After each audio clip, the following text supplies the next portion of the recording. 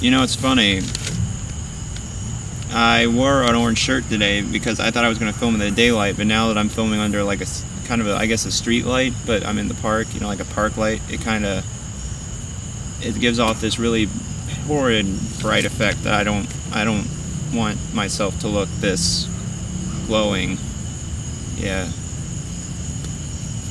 I look like I'm just glowing, like my skin's so pale, it just, yeah, forget it. Tonight is a big video under horrible lighting.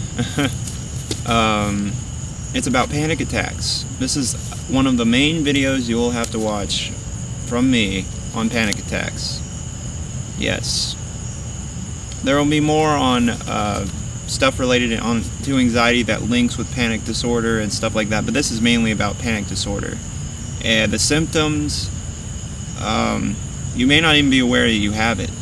So if you know anyone with these symptoms, just let them know that's what it probably is. Just stuff that you should do during an attack. I got this helpful information from my friend Jackie mainly. You're going to ask yourself, you're going to be hit with a lot of symptoms, sometimes different each time, depending on how bad it is. You're going to ask, is this normal? And you'll freak out.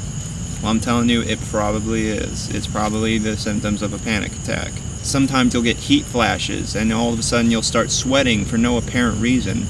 Now, I have a theory about that. I'm wondering if it's because you never exercise. Not sure about that. But then you just start sweating for no reason. You know, you feel like there's sweat between your toes or between your hands, or it's just weird places, you know. A hot flash. Sometimes you'll get chills, and it'll feel like you're freezing cold more than you should be. Like you could be in normal temperature and you feel like you're freezing cold. And that's when you start shaking. So that's another thing. Don't go to sleep when it's super cold. Turn up the air a little bit. If your parents have a problem about that, just tell them, you know, if they're considerate, they'll understand. Just make sure it's not too cold. If it gets bad enough, you'll start having shortness of breath, maybe sometimes hyperventilating. And as embarrassing as it is, you might not even mention it to some people. Having the urge to go to the bathroom. Yeah, and you'll know what I mean, like, you know. I've been a victim of this for 2 years now, or almost 3. I know what that's like. You'll feel lightheaded, you'll feel like you can't think, you'll feel like you're spacing out. You may even have a migraine for a lot of the time if you're super stressed. I have a friend who said she had migraines, and I said it's probably from stress, because if you're stressed a lot, you do get headaches. You'll have a tight chest sometimes, maybe even pain, maybe in your stomach, pains anywhere. You know, if you feel just pain out of nowhere, then that's why. If you feel tight, sometimes if it's bad enough, you'll feel like if you get up too fast or if you walk too much, you'll start to have an attack. If you take showers, you may even have an attack sometimes. That's normal too, like if you're sensitive to water, like you can't even go outside in the rain. Alright, more things you want to do to prevent panic attacks and triggers that cause panic attacks. Let me tell you. 1, don't drink caffeine. I drank Mountain Dew for a year and I withdrew from that. I'm wondering if that was one of the things that caused my panic attacks, because I did it for a year straight, and I weaned myself off of it because I used to do it every day for a year straight. That's loaded with caffeine, and I felt terrible. I think that might have been what you know, shortly before the first panic attack started.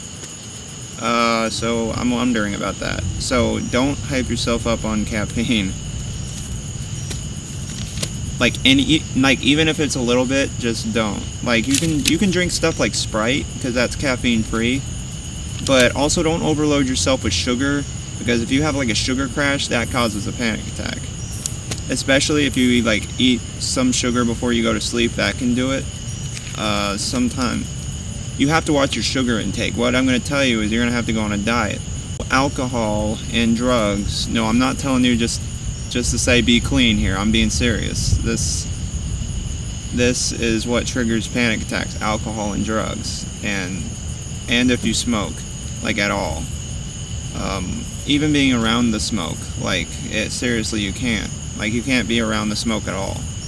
If you're used to it, I know it would suck, but I'm just saying, if you want to recover, this is the way to do it. Something else that causes it is celiac disease. It's a disease that I have, and it's not like super bad, like, oh, he's gonna die, or oh, he's suffering. You only suffer if you like feed it. You don't really suffer just if you feel really bad. Like celiac disease is like you can't have wheat or wheat products, because back in the day we used to have factories that, you know, separated the grain from the stalk of the wheat stalk, and they don't do that anymore, and the gluten comes from the stalk. Now, you can have oatmeal or anything like oats, like Honey Nut Cheerios. That's fine. That's been confirmed, as far as I know, it's been confirmed gluten-free. And Domino's, they have gluten-free pizza. If you don't like Domino's, well, tough luck. They're the only pizza company I know of that's doing gluten-free pizza, and I love it. You'll start to feel dehydrated sometimes, and you'll feel sick sometimes, like nauseous and lightheaded sometimes because of that. It also can cause your digestive tract to, like, you won't receive all the nutrients that you're supposed to when you eat stuff. You'll like suffer from malnutrition. I won't, suffer is kind of a rough term, but it'll really affect you, and it causes depression, and that is bad for anxiety. So I would check yourself for that. Also, being around allergies, anything that triggers your allergies, like maybe cats, pollen, always look on weather.com, type in your zip code to see if there's pollen in the air before you go outside. If you do have to travel somewhere, wear a face mask. Also, don't go to bed on an empty stomach. I've probably mentioned that before, but don't go to bed hungry. Do not. One thing that causes panic attacks is low blood sugar. Like sometimes, and going to bed on low blood sugar, it can make you tired if you have low blood sugar also.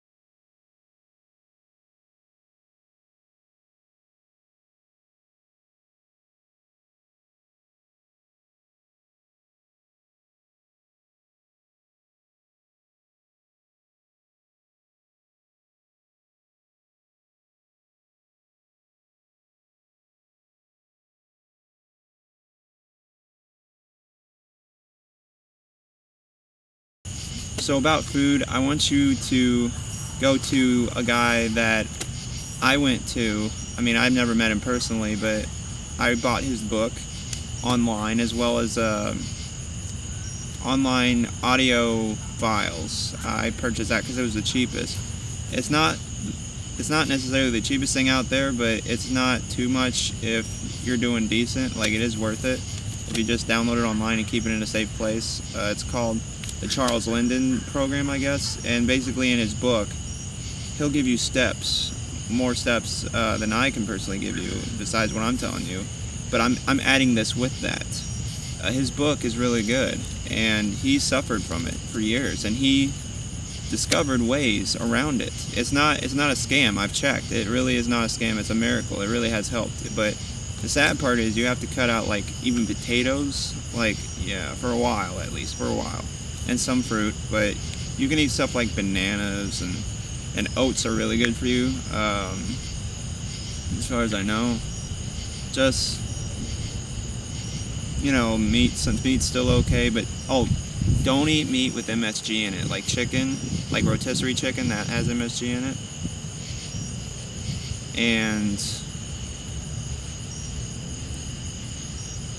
just be sure to check and ask for MSG, because if you and grease, I suggest getting a George Foreman grill from now on, like to drain grease from your foods, because that can make your heart rate accelerate, and you get palpitations. I forgot to mention that's another symptom, palpitations, where your heart skips a beat, and then sometimes people freak out, and then that leads them into an attack. They freak out because their heart skipped a beat. Well, don't worry, that's normal symptom from stress and anxiety. So I'm going to provide the link in the description. I think it's called panicgone.com or something. You'll see. It's in the link. Buy Charles Linden's program if you want to get through this. It's a detailed diet, and it will really help. Now, real quick, what do you do when you have a panic attack? Well, I'll tell you, the worst place you can go is in the bathroom. what you want to do is be in a cooled area, not too cold, because if you got the chills, you want to get yourself warm. If you're hot, you want to cool yourself down. But if you have the chills, you want to wrap yourself in a blanket and lay, and no matter what, lay flat. This is what you do during a panic attack. You lay flat with your arms out, just on your stomach, and you try to relax. You just lay on a pillow, on a bed or something. Lay on the bed and just something soft. And sometimes talking to somebody helps to get your mind off of it. Like if you call somebody, preferably who's not busy, of course. And try to keep a glass of water by you. Try to take slow breaths through your nose and try not to hyperventilate. Sometimes you have to go through it. Sometimes you have to shake through it. Sometimes you're going to say, I'm not going to make it. But no matter what, this is a very important thing, because American hospitals will rip you off just for checkups. Don't call the hospital. You will be fine. Do not call the hospital under any circumstances. No panic attack has killed anybody. It's just made them suffer. Sometimes it can last up to 2 to 3 hours. But do not call the hospital, because I did that and I ended up with a bill when I was totally fine, and they did not know how to cure me. They did not. All they did was give me a Xanax.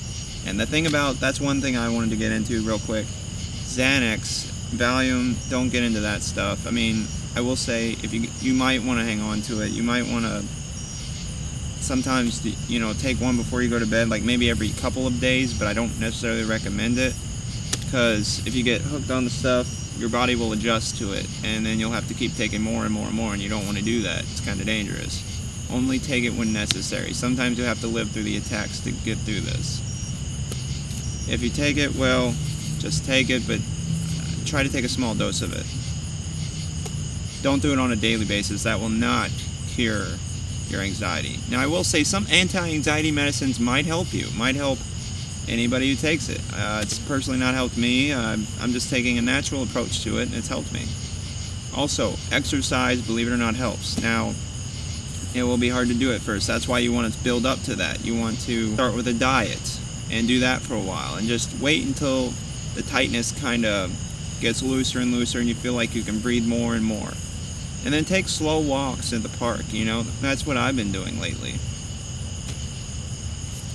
When you sweat and you exercise, I think that's part of why we sweat when we have panic attacks, because all that sweat's built up, and like all that stress, and it has to get out of us one way or another, and I believe that might be part of it. I'm just guessing though. Well, this has been long. I'm probably going to have to divide this into 2 parts. So I'm sorry that this was long, but this is very important information, very vital. It will save you lots of time of research. So I just saved you a lot of research, because a lot of what you're going to research is going to tell you a lot of this. So if you want to research, that's the first step. That's one of the first steps that Charles Linden tells you to do. Do not research. And if you got questions, I know a lot about this stuff, and I know someone else who does. So just leave a question and we can answer it for you. Maybe not right away, but yeah. Or, just learn meditation. Like taking up yoga sometimes helps, but just sitting down and closing your eyes and do slow breathing techniques. Just really, or yeah, sometimes massages helps if but don't expect anyone to give you a massage. But if someone really loves you, like a husband or a wife, boyfriend, girlfriend, just, hey, massages feel good. I wish I could have one. I'm single. It's going to be that way for a while, though. So, just making that clear. Again, I'm sorry this was long, but this was what was necessary. I'll have to divide this into parts that are viewable. This is very important stuff. Comment, subscribe. Love you guys. And sometime in the future, I'm going to get Jackie in the video. She's been a big help to me. One of the people who's really helped me about all this. She's actually the one who told me about laying flat and stuff like that, drinking water. She's given me some of what I know now. So you have her to thank. Well, see you guys in the next video. Hopefully it will be daytime, and I will be safer. And hopefully I will be in a safer area in the middle of the night. It's not even that late, really. See you guys.